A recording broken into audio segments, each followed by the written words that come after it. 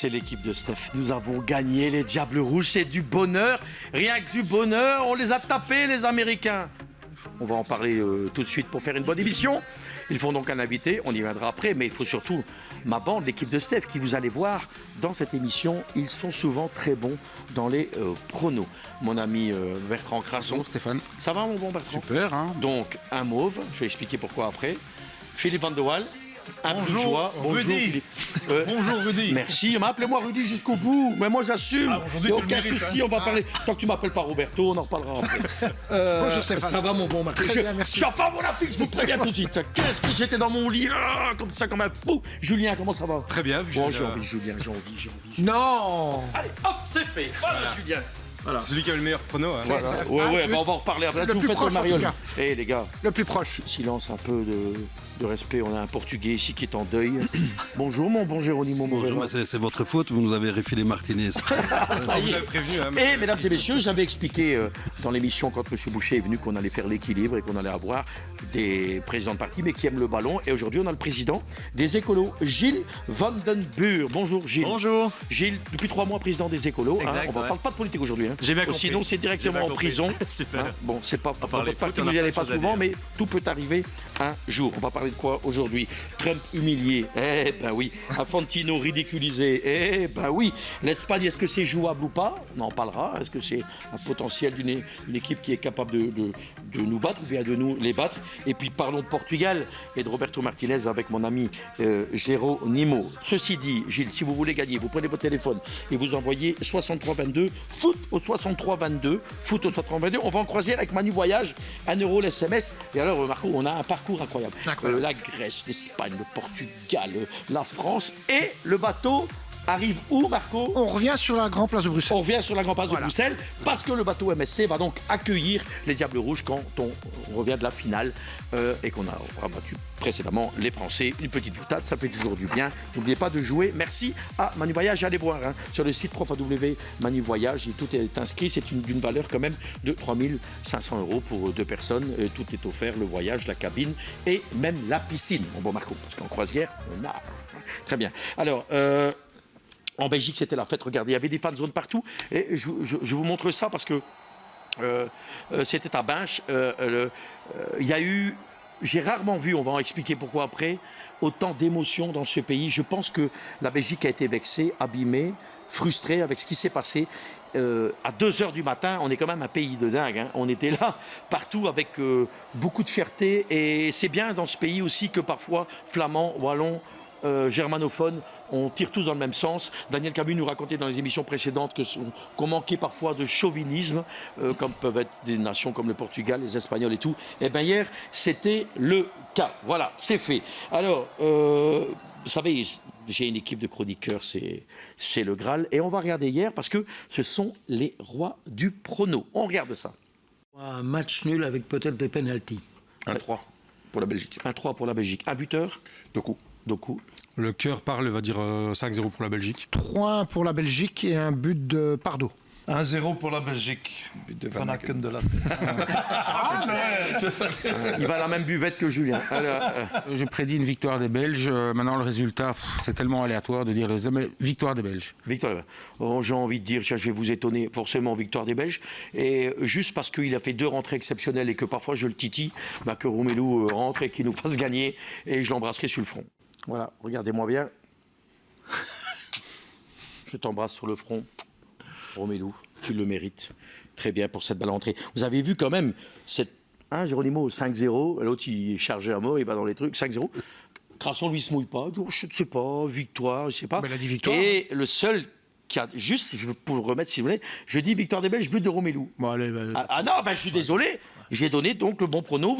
Toi, à un but près, t'étais bien. Toi, non, complètement. Ah non. 1-0. Victoire des Belges, but de Van Aken. Non, tu as dit le On score. en a même mis 2. Tu t'es trompé dans le score. Il y a même mis un but de la Mais tête. c'est la même chose que toi. C'est la même chose que toi. Non, moi j'ai dit buteur roulant et loup, j'ai le bon ben, buteur. mais il a dit buteur Van Aken. C'est quoi la différence? C'est bon, d'une mauvaise foi. Mais il a crasse. dit buteur Van Aken. C'est bon. Vous êtes d'une mauvaise foi. Crasse, c'est pas grave, les amis. Le plus important, c'est que les diables, nous avons gagné. Musique. Ça sera le grand Jojo, ça.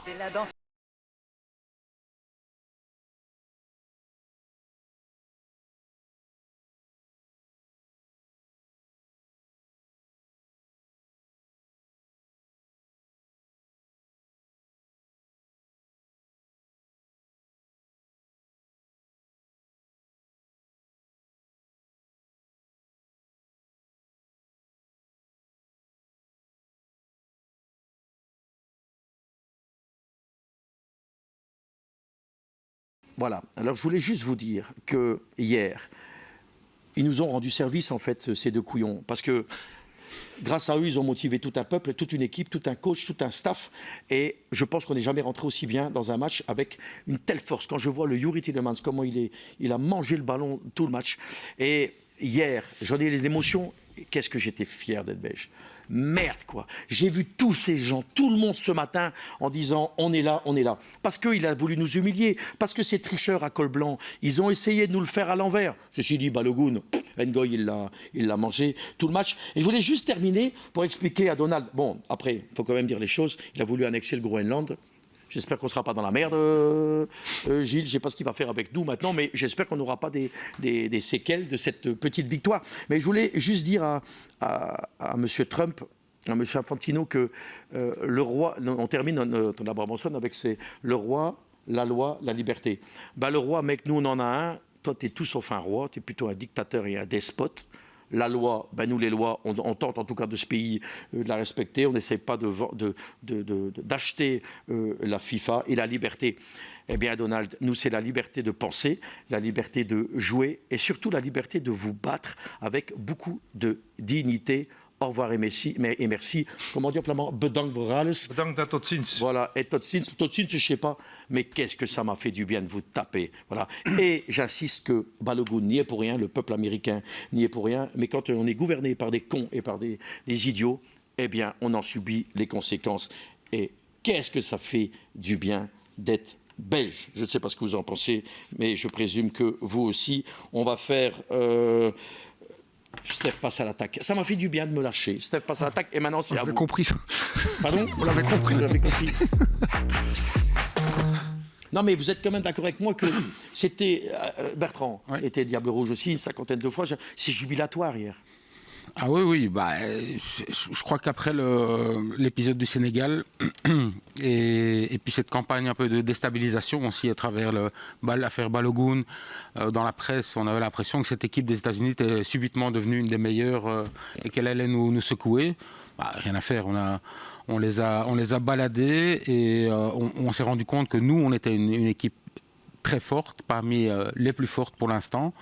Et le résultat, somme toute, on leur avait mis 5 en match amical, on leur a mis 4 en 8e.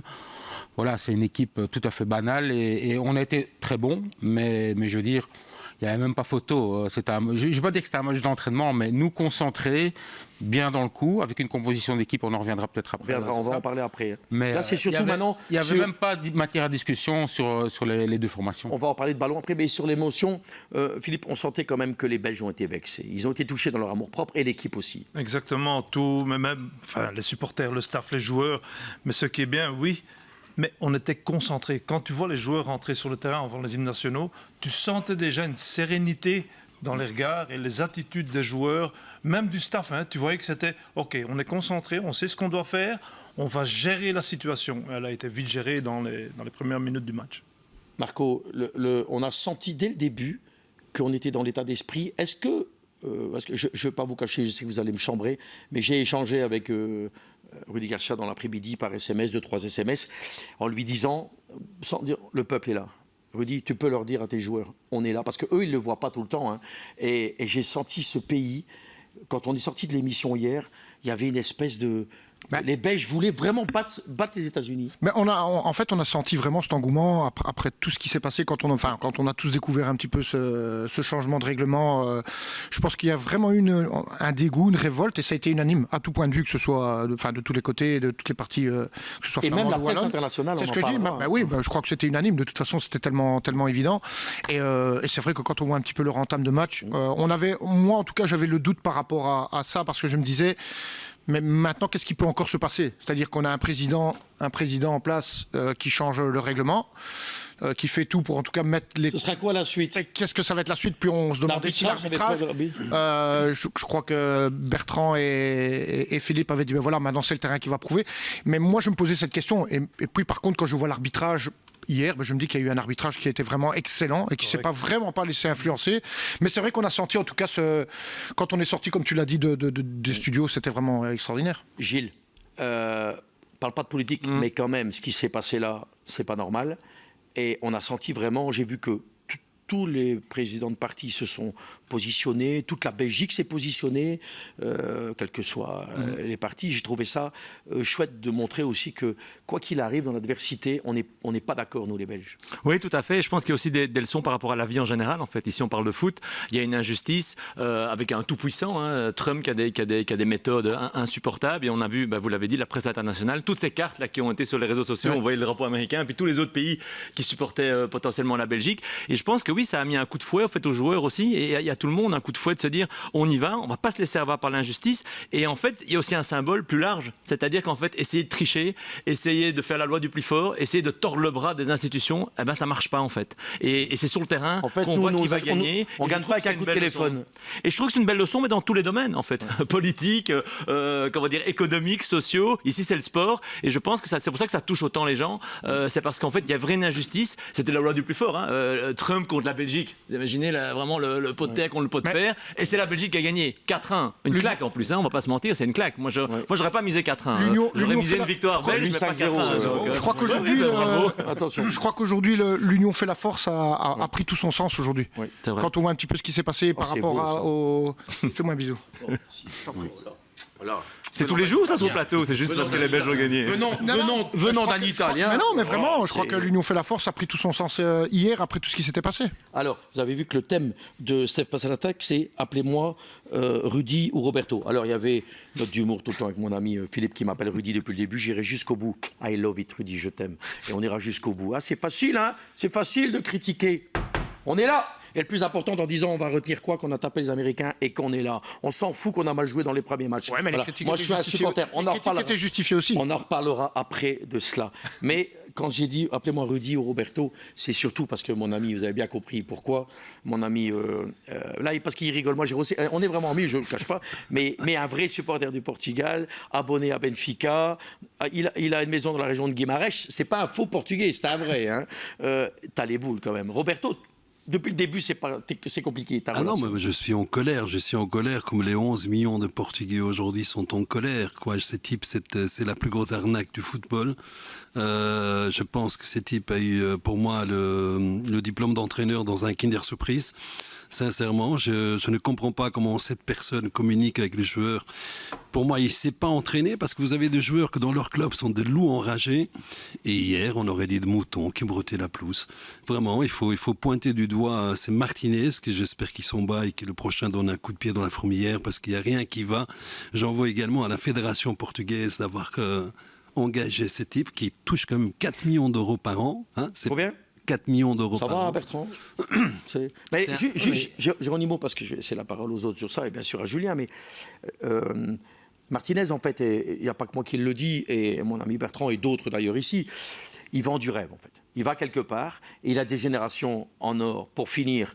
Il est très bien payé. Je répète quand même, n'en déplaise, que j'ai déjà dit à la Fédération belge, même pour faire l'herbe, la pelouse, on fait venir des entreprises d'Angleterre. Donc, en fait, il n'y a rien qui coûtait, quoi. Là, il a refait le même au Portugal. Hein. Et quand j'ai dit qu'elle allait tuer une génération de jeunes Portugais, Julien, on y est. Hein. Ouais, quand on voit le milieu de terrain portugais qui, sur le papier, pour moi, est un des meilleurs du monde, avec Vitinha, etc. João Neves, Fernandez. Et ça, c'est un milieu de terrain incroyable. Et contre l'Espagne, on ne les a pas vus. Ils ont été inexistants. Et de manière générale, sur toute cette Coupe du Monde. Allez, je commence avec le Bertrand. Hein. Même sur tous les autres matchs, ils n'étaient pas là. Parce qu'en fait, il n'a pas de caractère, cet entraîneur. Il n'a aucun caractère. Et puis Ronaldo aussi, parce que je sais que Philippe ne va pas aimer ce que j'ai dit, mais Ronaldo, je remercie Ronaldo pour tout ce qu'il a fait pour le Portugal, tout ce qu'il a apporté le Portugal. Pendant des années, il a fait la différence. Aujourd'hui, il ne la fait plus. Aujourd'hui, il fallait que Ronaldo se positionne sur le côté, qu'il laisse jouer les jeunes. À un moment, il fallait sortir Ronaldo. Regardez ce qui s'est passé avec la Croatie, qu'on a passé, mais on n'a pas mérité de passer, parce que la Croatie a bien mieux joué que nous. D'ailleurs, on n'a pas fait un seul beau match depuis qu'on a entamé la Coupe du Monde. Hein. Je sais qu'avec l'Ouzbékistan, on a gagné 5-0, mais bon, tu prends Bertrand et Casto, ils vont dedans, ils mettent aussi 5-0 au Ouzbékistan. Hein. Je suis désolé, mais c'est la vérité. Et aujourd'hui, on a Ronaldo, qui pour ses stats, pour son ego, met tout un peuple, une nation dont le désespoir, la tristesse, vous voyez les images au Portugal, les gens qui pleurent, etc. Je trouve ça inadmissible, vraiment inadmissible. Bertrand, c'est touchant ce qu'il dit. Évidemment, mais pour faire un parallèle parallèle il y a entre Garcia et Martinez, Garcia a mis De Bruyne sur le banc hier dans un match très important. Il a eu l'audace de le faire. Qu'est-ce que ça aurait coûté à Martinez de mettre Ronaldo sur le banc, d'aller au clash, et alors? Et surtout si tu gagnes après, si tu fais ce choix-là et que tu gagnes. Voilà, je crois qu'il faut penser aussi dans l'intérêt de l'équipe. Aujourd'hui, le football va plus vite, il faut des jeunes. De Bruyne, il l'a très bien compris, d'ailleurs son attitude est exemplaire. Exemplaire. Respect. Et on peut compter sur lui pour les matchs d'après ou pour des bribes de matchs, etc. Donc bravo, Doku sur le banc, De Bruyne sur le banc, Lukaku sur le banc, c'est pas rien quand même quand on pense à ça. Et on sort victorieux et le groupe était là. Maintenant, je crois que cette affaire Ronaldo avec un joueur qui a 41 ans et demi, qui pense à mon avis qu'il en a toujours 25, parce que il n'a pas la même mentalité que Messi. Je crois qu'il a un caractère un peu difficile. Je crois que Martinez a eu peur d'aller au clash avec lui. Et surtout que ça va être son coach après. Je pense qu'on a mis la fédération. Tu dois mieux le savoir que moi, mais en tout cas, c'est une équipe comme le Portugal. Logiquement, on doit être en quart. On est bien d'accord. Oui, effectivement, on a une équipe sous papier, on a une équipe tout aussi forte que l'Espagne. Mais ici au Portugal, on dit que Robert Martinez a été mis là pour être le toutou de Ronaldo. C'est ce qu'il dit la presse portugaise. La différence aujourd'hui avec Garcia et Martinez, c'est que, comme Bertrand l'a dit, autant sur le match du Sénégal, quand il retire Doku et De Bruyne, tu te dis, je l'aurais fait aussi. Donc il y avait une logique derrière, parce que c'était pas un coup de génie en disant je retire De Bruyne et je retire Doku. Mais il le fait, et il le fait bien. Mais par contre, là il a pris vulgairement ses coronets et qu'il les a posés sur la table, c'est qu'il commence le match hier sans Doku, sans De Bruyne et sans Lukaku. Et ça, c'est une décision importante. En mettant Onana, alors personne ne pensait qu'il évidemment, allait jouer, il fait des choix. Si on se focalise justement, parce que là, on parle vraiment, comme Bertrand le dit, il prend ses anciens, les sénateurs, et il les protège. Et là, lui, il prend sur l'instant T, il prend les éléments qui sont en forme, et il prend la bonne décision et le courage, parce qu'il faut avoir du courage aussi pour pouvoir te dire... il veut gagner surtout. Et voilà, aussi, bien évidemment. Je pense qu'il veut gagner. Et c'est là qu'il faut jouer la différence entre Martinez et Garcia, c'est la prise de décision. Philippe. C'est juste pour rebondir, parce que je suis vraiment d'accord avec ce raisonnement. Je me faisais la réflexion aussi ce matin en préparant l'émission. Je pense que Martinez, du temps où il était en Belgique, n'aurait jamais osé faire ça. Jamais de la vie. Jamais il n'aurait osé enlever ses cadres ou ne pas les faire commencer. C'est une bonne remarque, ce que tu dis, Gilles, parce qu'on aurait bien aimé, notamment contre les Français. Souvenons-nous-même il y a 4 ans. On se souvient il y a 4 ans de la Coupe du Monde qu'on rate quand même. C'est parce qu'il fait tout le temps des changements à la con. Il n'ose pas, il n'ose rien. On voit Doku sur le banc pendant tout le mondial, et à l'époque même de la génération dorée en 2018, il n'aurait jamais osé même en fin de match, il n'aurait pas osé retirer les cadres. Et on voit un peu les mêmes symptômes, je dirais, avec le Portugal, où il n'ose pas hier même faire sortir Ronaldo en fin de même les changements qu'il a fait des changements pour aller en prolongation. Il ne se doutait pas à un moment que dans les arrêts de jeu, l'Espagne pouvait marquer. J'ai dit, va chercher la victoire, c'est ça, c'est un peuple qui est derrière toi. Mets des joueurs pour aller chercher la victoire. C'est ça le problème. C'est qui Martinez? Qu'est-ce qu'il a dans ses CV? C'était un médiocre joueur. Il a une coupe d'Angleterre.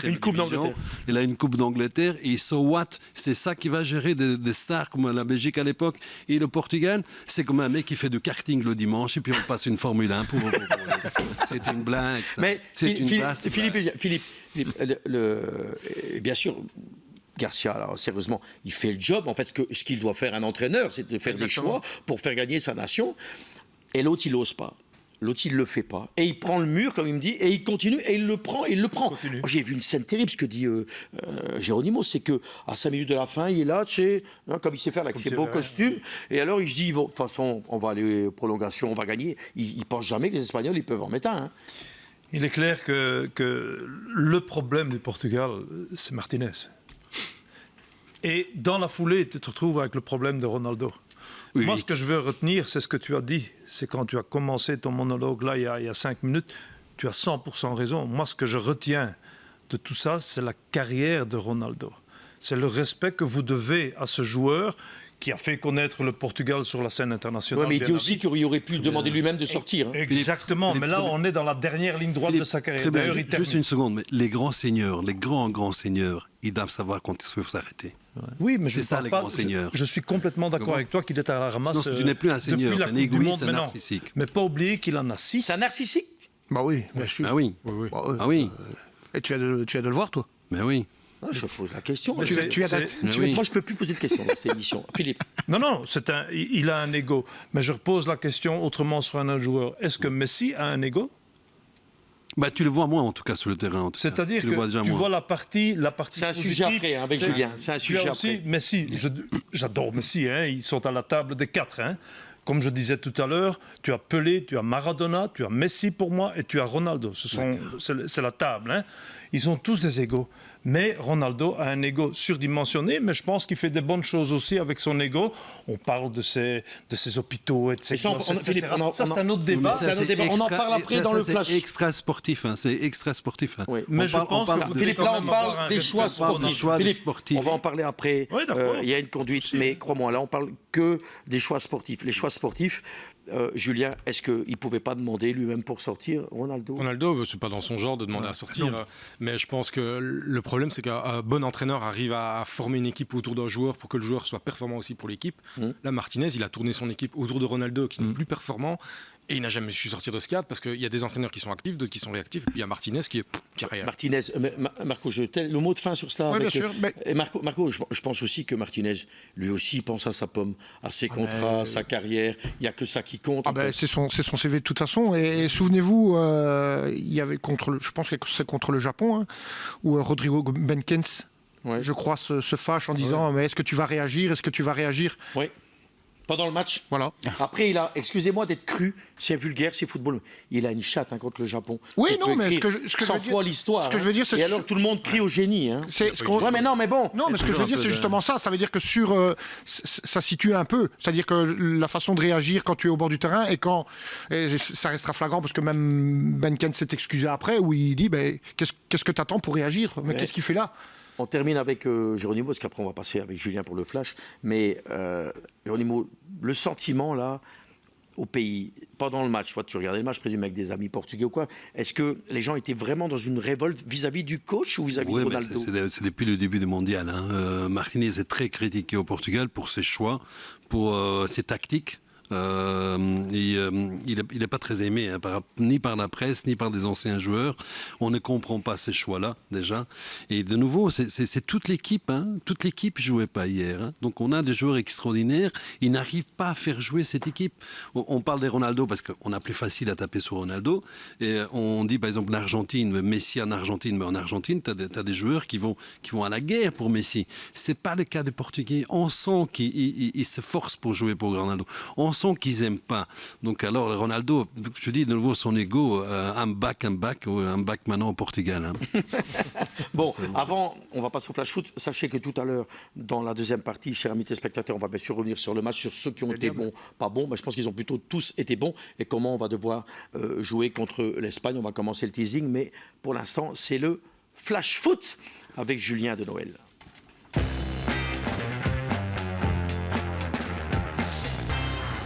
Ouais, et Julien de Noël, qui n'est pas né au mois de décembre, qui est né au mois d'avril. Voilà, je le dis parce qu'en avril, ne te découvre pas. D'avril. Voilà, à vous, mon cher Julien. Donc je me suis intéressé à ce que la presse américaine disait ce matin, après l'élimination des États-Unis. Le New York Post a jugé que c'était une humiliation, carrément.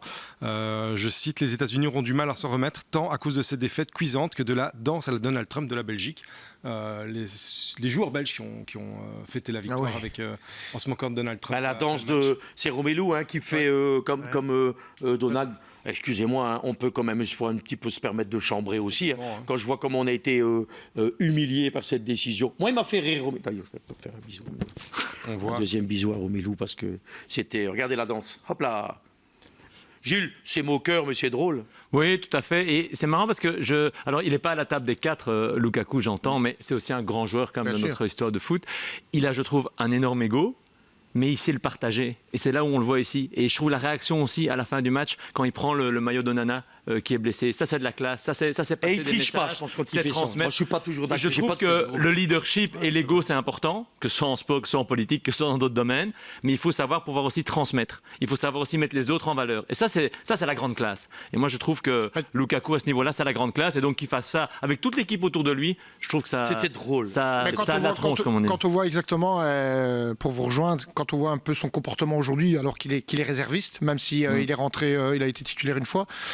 je trouve qu'il est exemplaire dans son Et tu comportement. sais, Marco, et je dans le fait pense, je vais laisser à Bertrand. Tu sais, je pense aussi, moi j'ai beaucoup chambré, mais aussi du foot. Effectivement, quand à un moment il disait qu'il était dans le top 3 des meilleurs attaquants du monde, et ça, à un moment je trouvais que. À un moment, il a été. Il a été dans des moments de boulardise. Je pense que quand tu vis Non, pas de dans une boulardise. vie des mauvais moments, comme il a vécu, là, une année compliquée, je trouve qu'il a. Moi, je trouve vraiment que c'est plus le même Romelu. Il est sur le banc, toi tu l'as bien connu quand tu étais coach, et là, il partage. Mais le truc, Il est en beaucoup fait, dans le partage. moi je pense qu'aujourd'hui, à la différence de Ronaldo, parce qu'on parle de Ronaldo aujourd'hui. Il a accepté ce rôle de remplaçant. Et je pense surtout qu'il a eu cette réflexion de se dire, bah non, tout compte fait, aujourd'hui, je ne suis pas prêt pour jouer à ce niveau-là. Ou surtout la saison qu'il a Non, eue. mais justement, revenons sur Ça s'appelle l'humilité. Donc c'est bien, bravo. l'humilité et connaître son corps. C'est-à-dire qu'aujourd'hui, je me rends compte que je ne peux plus, ou en tout cas, je ne peux pas actuellement, par rapport à ce que j'ai connu sur cette saison, être un titulaire indiscutable. Quand on regarde bien, parlons Bertrand, quand on regarde bien sa rentrée, tu vois bien que ça devient poussif physiquement. Mais il en claque un. C'est le baromètre d'une équipe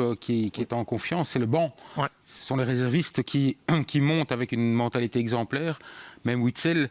Et puis on l'a vu aussi, je trouve une image un peu touchante, c'est la blessure d'Onana. Tous les joueurs C'est très beau. sont venus le consoler. C'était beau. C'est touchant parce que voilà, le banc, c'est les solutions. Ce sont les solutions qui sont proposées au coach quand ça tourne pas trop. Et il monte avec, j'ai trouvé vraiment une mentalité exemplaire. Donc ça fait plaisir de savoir. Et ça fait plaisir aux supporters aussi dans toute Ça la nous a Belgique de plu, voir, tout ça. de voir Philippe. qu'enfin on a retrouvé. Ouais. Et ça a commencé évidemment avec cette fin de match folle contre le Sénégal. Je crois qu'il y a peut-être quelque chose qui s'est passé. Il y a quelque chose. L'engueulade Tielemans et Trossard. Non, mais qui est pour moi un truc très positif parce que je pense que c'est ça qui est fait, tu sais. Ngoy, par exemple, on peut en reparler aussi. Exceptionnel, je trouve. Je crois qu'aujourd'hui, c'est un des meilleurs les deux premiers matchs. Les choix Il fait tactiques une ont petite fait la erreur. différence aussi. Maintenant, il a de nouveau reçu sa chance, qu'il a saisie à pleine main. Bravo. Enfin, il n'était pas le seul à être très bon hier, mais en tout cas, bravo. le Québécois Super exceptionnel. début de match. On parle Philippe, de- tu as vécu ton équipe nationale. Oui, Là, une absolument. ambiance comme ça, il y a longtemps. Il y a très longtemps. Je trouve qu'on n'a pas. On a vu des équipes. Rappelez-vous avec Tedesco, enfin, on ne va pas se refaire l'histoire. Ici, tu sens, il y a quelque chose qui se passe. Et je l'avais c'est une dit. équipe- Au tout début, là, j'avais fait une grande interview de Rudy Garcia pour LN24. Et je vous avais dit, je ne sais pas pourquoi, les gars, il y a quelque chose qui se passe. Tu sens ça quand tu aimes le football. Non, mais j'avais senti que les joueurs, j'avais parlé avec 2-3 joueurs de l'équipe nationale, dont Axel Witsel, tu sentais que. Quand je dis qu'il y a quelque chose qui se passe, je ne t'ai pas dit qu'on allait arriver où est-ce qu'on est là. Mais il y avait une espèce de déclic. Le déclic qu'il y a eu contre le Sénégal, je pense. Contre le Sénégal, mais pour revenir, oui, exactement. Mais aussi avec Lukaku, on parle de Romelu à juste titre, qui est rentré et qui en plante de nouveau.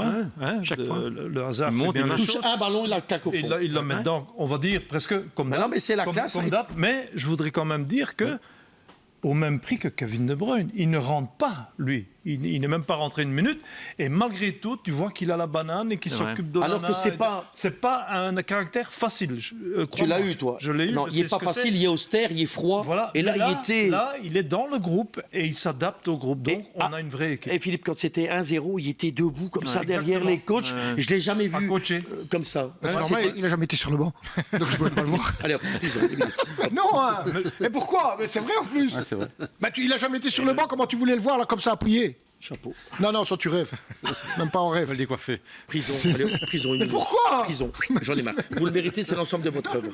Non, hop, c'est bon, prison. Ça va vous faire du bien. J'arrive bientôt. Ça va vous. Vous savez, Marco Castro, il y a un moment, ça va vous faire du bien, vous relaxer, un petit peu de prison, parce que. Oui, non, mais allez, hop, c'est bon. Alors, on continue avec.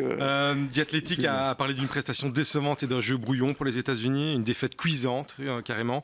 Le Washington Post a écrit que la Belgique a clairement montré que ce tournoi venait de passer à la vitesse supérieure. Et CNN parle carrément d'une prestation magistrale de la Belgique. Et, ils ont dit du bien, ça. Ouais. C'est pas dans leur. et qu'une habitude. grande partie du reste du monde du football se sentira probablement vengée. Ouais. Vous avez un autre sujet d'un joueur. D'ailleurs, je ne sais pas si vous vous rappelez, une des toutes premières émissions, on avait la première, il y avait Manu Voyage qui était venu, Manuel Sakas, il nous avait dit Trossard, ça va être le Belge de la Coupe du Monde. Je m'étais foutu de lui en disant, toi, continue à vendre des croisières pour chambrer, c'est un copain. Pour finir, on lui donne raison. C'est clairement un des meilleurs diables depuis le début du tournoi et peut-être même un des meilleurs joueurs du tournoi tout court. Avec encore un assist ici contre les États-Unis. Il est exceptionnel. Il est donc à 2 buts et 2 assists. Et quand on regarde ses stats, on voit que Leandro Trossard, c'est 17 occasions créées depuis le début du tournoi. Il n'y a personne qui a fait mieux. Donc c'est 3,4 parce qu'il n'y a personne qui a fait mieux dans toutes les équipes réunies ou bien que les Belges? Non, c'est lui qui est le joueur qui crée le plus d'occasions à la Coupe du Monde ici. Il n'y a personne qui fait mieux que lui. Au niveau des assists, il a 2,16 expected assists par match. Là, il n'y a que Olysée qui fait mieux, qui est déjà à 5 assists lui. Donc ça monte quand même le niveau. Et alors, au niveau des passes aussi, il a quasiment 38 passes par match, passes intéressantes. Et là, il n'y a que Messi. Enfin, Messi fait moins bien, par exemple. On doit parler de Ronaldo, mais on en a déjà beaucoup parlé. À moins que vous avez encore une info ou deux. Juste deux, trois petites déclarations qu'il a sorties. Il a dit le plus grand titre que j'ai gagné en sélection, c'est l'Euro en 2016, qui pour moi a la même dimension qu'une Coupe du Monde, sincèrement. C'est pourquoi je le répète, je pars à la conscience tranquille. Il dit aussi qu'il a remporté 3 titres avec le Portugal. Enfin, il dit même j'ai remporté 3 titres pour le Portugal. Avant Cristiano, il n'y avait aucun titre, donc je suis heureux. On voit quand même que le garçon a sacré narcissique. Et alors pour montrer quand même qu'en Coupe du Monde, ça n'a jamais été grandiose. Sur 6 mondiaux, il a joué 741 minutes en phase d'élimination directe pour un but. Cette Coupe du Monde sur penalty, c'est autant que Maguire, qui est défenseur pour l'Angleterre et qui n'est pas cette Coupe du Monde. Ça, vous allez me l'énerver. Hein. Bon, moi, je suis déjà énervé, il n'a pas besoin, ça, je connais ça. Il n'a pas besoin. Bon, vous savez quoi? Ça, on va aller à la pub et puis il va revenir, Marco Casto. Allez, le retour du grand Marco Casto pour la suite de l'émission Pub.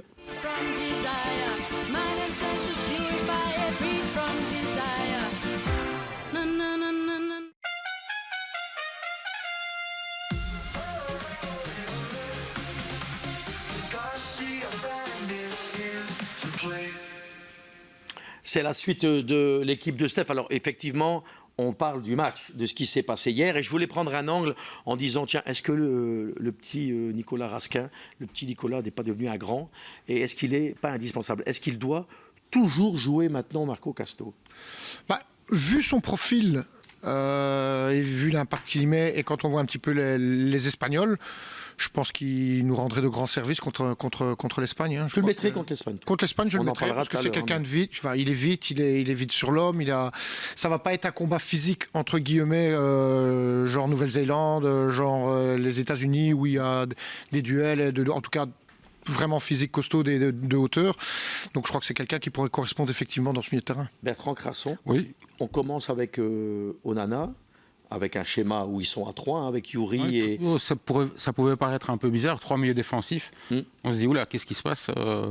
Mais ça a bien fonctionné et je trouve que l'agressivité était là. Donc Raskin et Onana, dans un premier temps, ils ont éteint un Pulisic qui était...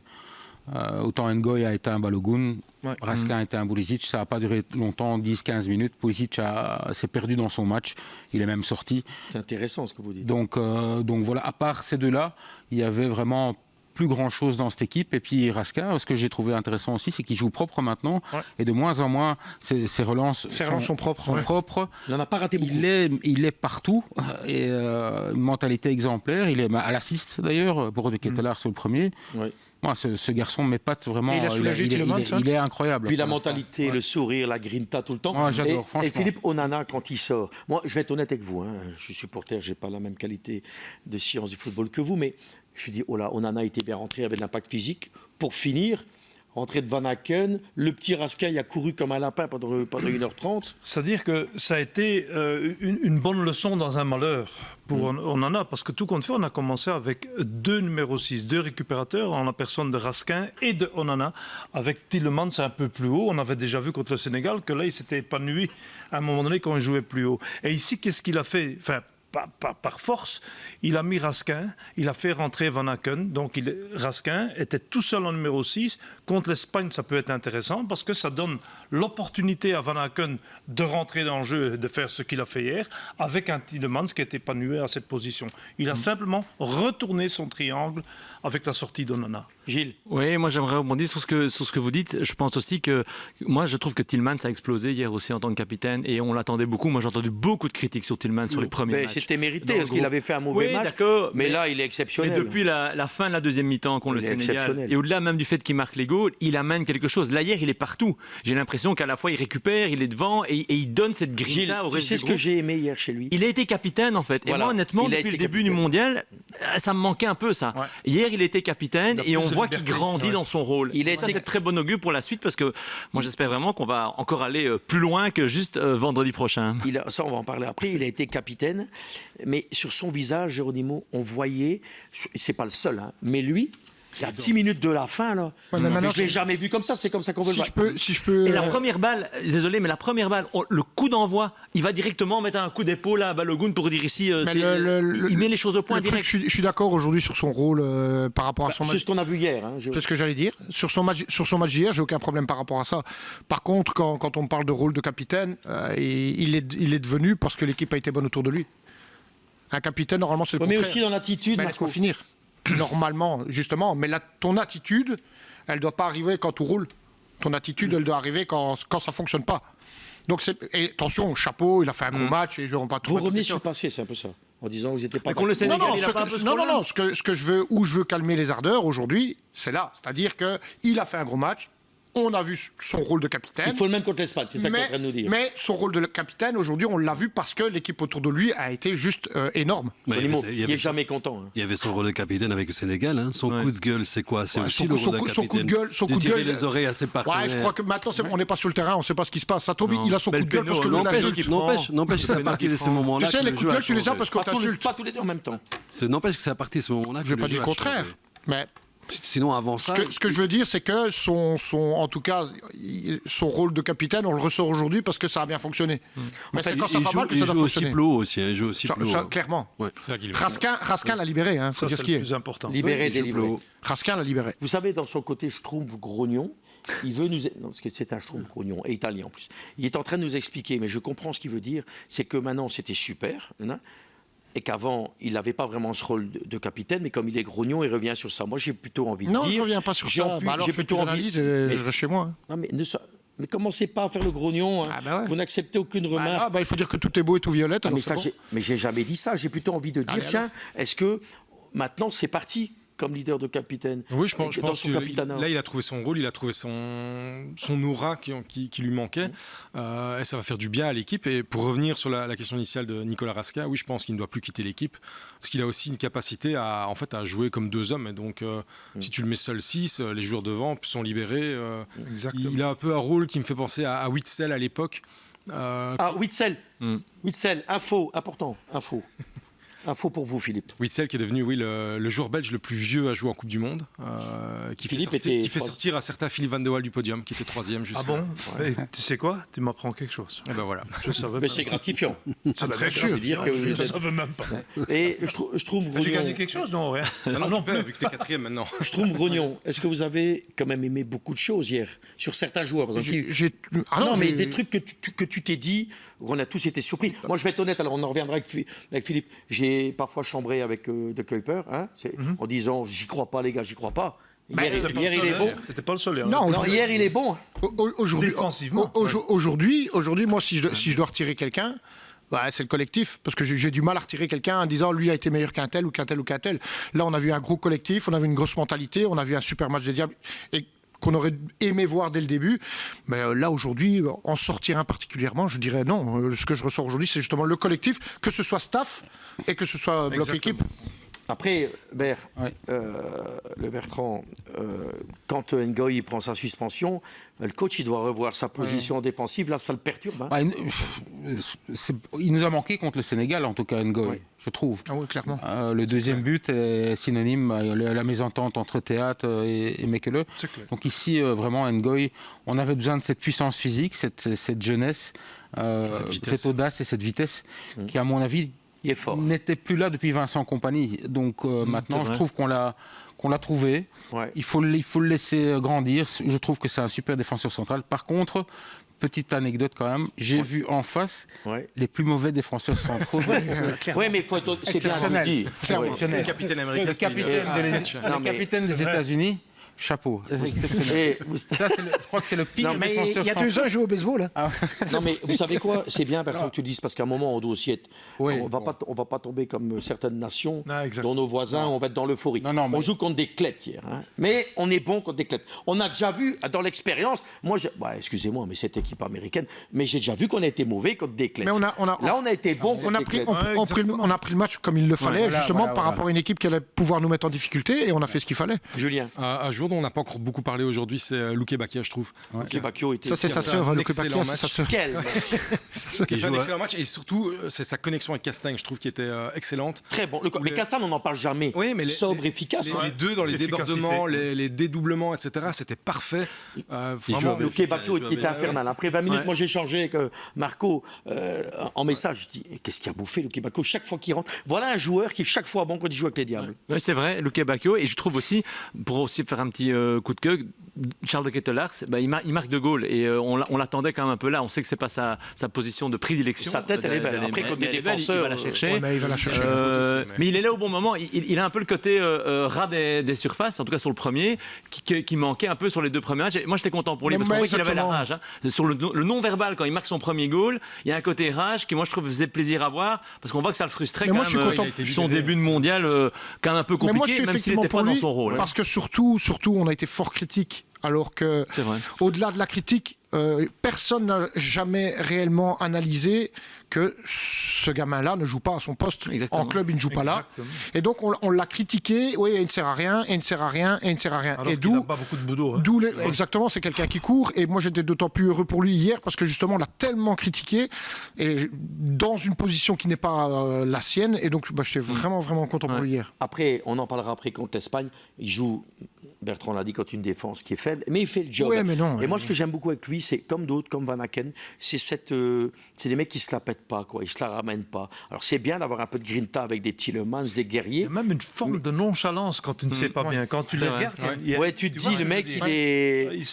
Ils savent très bien ce qu'ils font, crois-moi. Bon, et on va pas oublier non plus, on n'a pas parlé de notre gardien, mais il faut encore une fois un arrêt important. C'est le meilleur gardien du monde. C'est pas tellement ses arrêts, parce que les ballons qu'il prend jusqu'à présent, il doit les prendre, mais c'est son attitude, comme pour dire je suis Thibaut Courtois, et le reste ils sont en dessous de mes bras. Moi c'est ça que j'aime bien. C'est un seigneur au pied aussi. Jeu au pied, très bon jeu au pied. Vous savez que vous êtes bon parfois, il faut continuer à boire.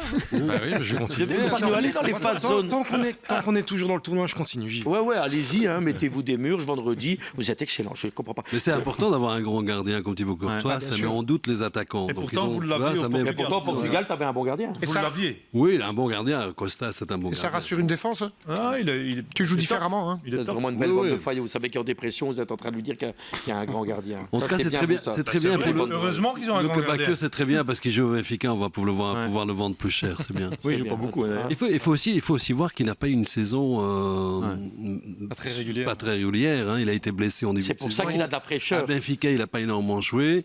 Donc voilà. Donc là, on va le mettre sur le marché. Vous parlez de jouer. Vous savez ce qu'on va faire? On va jouer. Quiz. On va jouer. Les règles. On va parler des règles. Les règles. Gilles, tu vas te rendre compte que ici, quand on joue, c'est beaucoup plus compliqué que chez les écolos. Okay. Ici, c'est très très chaud. C'est la révolution ici. Ils montent au créneau. Bon. C'est aussi chaud chez les écolos au niveau des règles. Pas de problème. Commencez pas. Les règles. Alors. Les règles, j'insiste. Si vous tapez, vous avez la réponse. Vous donnez la réponse, elle est mauvaise, les autres vont. On n'est pas obligé d'attendre la fin de la question. Non, mais si vous dites une connerie, ça va de l'autre côté, ils ont la bonne réponse, vous l'avez dans le baba. Comme, nous sommes d'accord? Franck Rasson. Oui, vous en foutez quoi. Question 1. Ouais, non, mais c'est bon. Silence. On gagne toujours. Vous allez aussi à l'emprisonnement. Et neutre, monsieur Pauls. Lors du mondial 2014, la Belgique bat la Corée du Sud 1-0 en poule alors qu'elle joue à 10 contre 11. Quel milieu de terrain et capitaine des Diables Rouges avait été exclu en première mi-temps? Capitaine, c'était Vertonghen. Donc c'est déjà mort. C'était qui le capitaine? Le capitaine. De Bruyne. Ah, compagnie? Bah non, c'est mort. C'était Steven Defour. Mais pourquoi le capitaine, lui?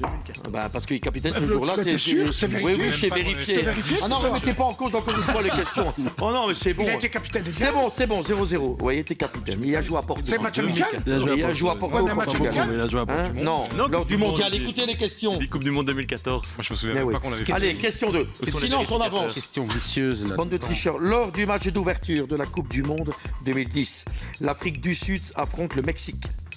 Quel est le score final de ce match marqué? 1-0 pour l'Afrique du Sud. C'est foutu. Ce match marqué par le but somptueux de Tchabalala. La réponse, c'est combien le score? Vous avez Opportunité de répondre.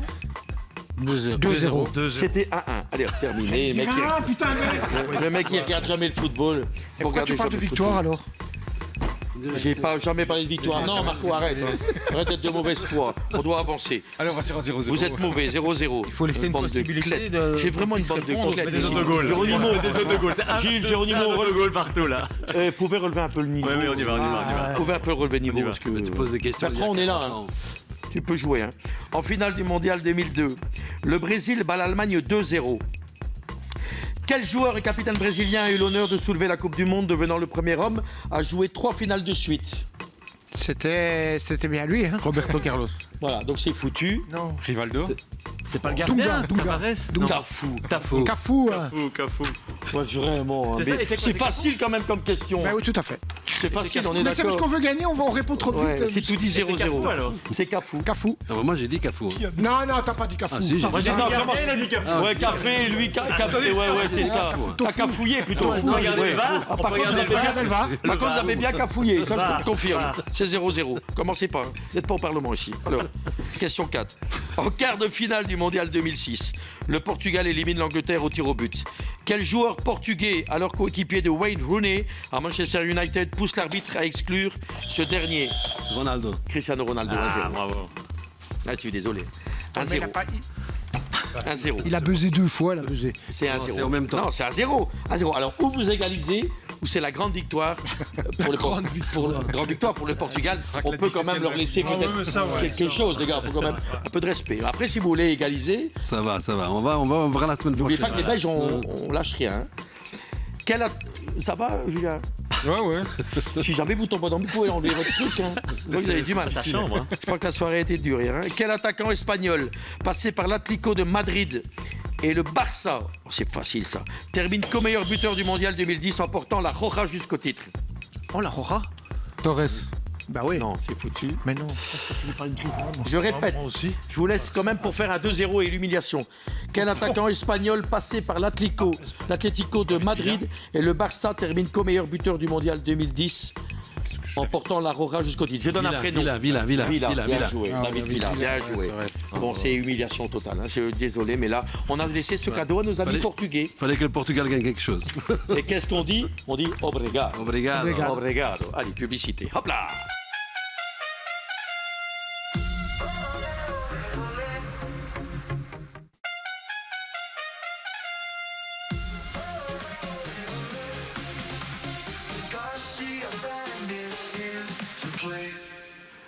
Allez, c'est la dernière partie de l'équipe de Steph.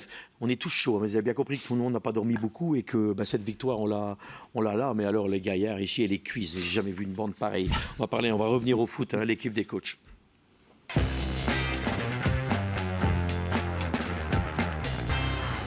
Bon, on aura forcément l'occasion toute la semaine, merci les Diables, de rester bien focus sur les Diables. Mais quand même, on va jouer l'Espagne. Ils ont joué hier.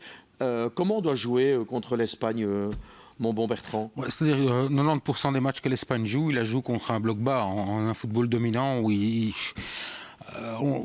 nous prive de ballon, enfin il prive l'adversaire de ballon. Donc je crois que ce qui est important, c'est de ne pas tout de suite se replier, se mettre en médian au bloc bas, parce qu'on va souffrir, on va courir après le ballon et jouer des transitions, c'est possible. Moi j'irais plus tout de suite les chercher, les agresser dans leur moitié de terrain pour éviter cette possession de balle, parce que techniquement ils sont tous au-dessus du lot. Donc ça, c'est mon point de vue. Ouais. Bon, Géronimo, c'est intéressant. Vous avez perdu hier contre eux. C'est ce qu'il aurait fallu faire? Bah oui, bien sûr. Si tu laisses le ballon à l'Espagne, c'est foutu. Ouais. Tu vas courir pendant 90 minutes, Voilà. tu n'as pas le ballon. Ils sont très forts techniquement. Ouais. Ils ont ces jeux de tic-tac, tac-tac Barcelone. Et c'est ce qu'aurait dû faire le Portugal. C'est ce qu'il doit faire la Belgique. C'est les presser très très haut, les mettre en difficulté, le faire douter. Et si tu le fais douter dès le début du match, la Belgique, elle peut gagner le match, sincèrement.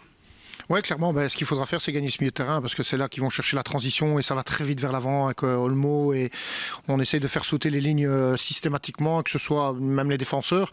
Donc là, il va falloir en tout cas quelque chose de très dense là dans ce milieu et gagner tous les duels qu'il va y avoir là. Donc en tout cas, il faudra aller chercher, ça c'est clair, en tout cas ce milieu de terrain. Philippe? Il faudrait peut-être créer aussi l'effet surprise contre l'Espagne. Je trouve que l'équipe, elle est bien en place. Mais pour te donner un exemple, et je n'aurais pas peur de le faire, on a tous dit Luque Bacchio, Doku et tout ça, c'est bon. Mais moi, j'irais pour Morera. ça va créer un esprit surprise. Quand on l'a vu rentrer contre le Sénégal, c'était un petit poulet sans tête qui tournait dans tous les côtés. Et je pense que ça peut créer quelque chose. Tiens, dans les changements aussi, est-ce que éventuellement Pardo, qui a choisi la nationalité belge et qui est du sang espagnol, qui va très vite, c'est une solution de commencer avec Pardo? Il est capable de surprendre, Rudy Garcia? Alors c'est marrant, c'est ce que j'allais dire. Moi je me demande s'il ne faut pas effectivement tenter aussi un coup en mettant Pardo de la vitesse devant. C'est la seule équipe, je pense, qui n'a pas encaissé un seul goal. L'Espagne de ce mondial.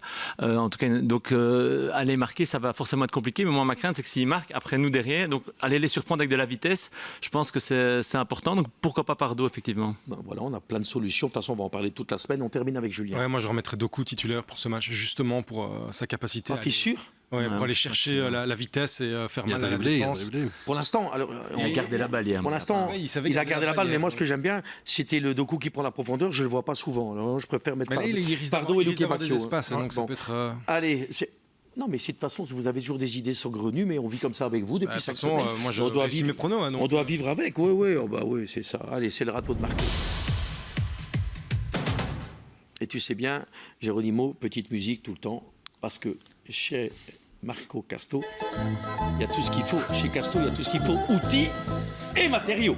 On va parler de quoi aujourd'hui? Mais je sais que votre coup de gueule, ça me fait plaisir aujourd'hui. Ouais, je suppose. Mais je vais parler un petit peu de Pochettino. Hein. Je crois que déjà, il y avait cette en tout cas conférence de presse qui était lunaire, où il ne remet pas en cause l'intégrité, l'honnêteté de la FIFA, et qui trouvait que c'était une très belle décision et qu'en plus ils avaient été pénalisés, que c'était normal, blablabla. Donc j'ai trouvé ça déjà très inélégant par rapport à la Belgique et à la situation. Vous trouvez que c'était normal que le carton rouge? Oui, et puis là, parce que là où il me paraît un peu bête, mais même très bête, c'est qu'on était parti vraiment plus dans du politique que du sportif. Donc déjà de une, c'était déjà catastrophique.